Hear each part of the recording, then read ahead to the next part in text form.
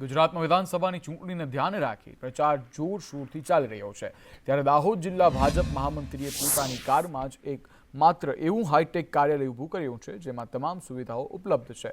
ભાજપના જિલ્લા મહામંત્રી નરેન્દ્ર સોની દ્વારા પોતાની કારમાં જ પોતાનું હરતું ફરતું કાર્યાલય બનાવી લીધું છે, જે ગુજરાતમાં પોતાની શૈલીમાં પહેલું આ હાઈટેક પ્રચાર પ્રસારનું માધ્યમ છે, જે દાહોદમાં કાર્યરત છે. આ મોબાઈલ કાર્યાલયની વિશેષતા એ છે કે આ કાર્યાલયમાં પ્રચાર પ્રસારની સામગ્રી, કમ્પ્યુટર, પ્રિન્ટર, બેનર, માઇક અને સ્પીકર વગેરે કારમાં જ ઉપલબ્ધ છે, જેથી આ હાઈટેક વેન લઈ અને પ્રચારમાં નીકળેલા વ્યક્તિ અંદર બેઠા બેઠા ઓફિસના તમામ કામકાજ પણ કરી શકે છે.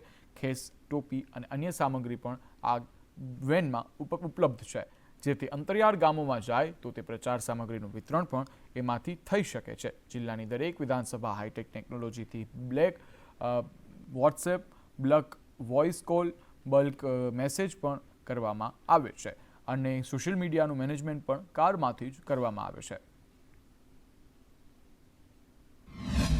એમની જોડે સીધી વાત કરીશું. આજે હરતી ફરતી કાર્યાલય બનાવી છે, એનું શું કારણ? દાહોદ જિલ્લા ભારતીય જનતા પાર્ટી હવે હાઈટેક બનવા તરફ આગળ વધી રહી છે. હરતી ફરતી ઓફિસ, જેને mobile office, BJP mobile office અમે નામ આપ્યું છે, એનું અમે નિર્માણ કર્યું. અમારા જે જિલ્લા કમલમમાં જે ડેટા હોય અમારા કાર્યકર્તાઓ નથી માંડીને બધાના, એ બધા ડેટા અમે આ લેપટોપમાં રાખ્યા છે.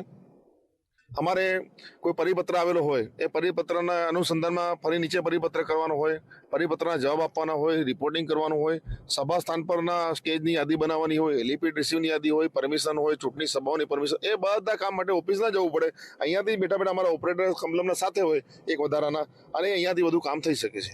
આ કાર્યાલયની અંદર wifi technology, laptop, printer, speaker ની સાથે સાથે પ્રચારની તમામ પ્રકારની સામગ્રીઓ, અહીંયાથી સીધું હમણાં આપણે જઈએ છીએ અને સીધું અમારા પ્રચારમાં પણ કોઈ શક્તિ કેન્દ્રની બેઠક લેવા માટે જવાનું હોય તો સીધું અહીંયાથી જઈ શકાય, એ પ્રકારની બધી સુવિધા ગાડીમાં અમે રાખેલી છે. હેમલ પંચાલ, સંદેશ ન્યૂઝ, દાહોદ. તો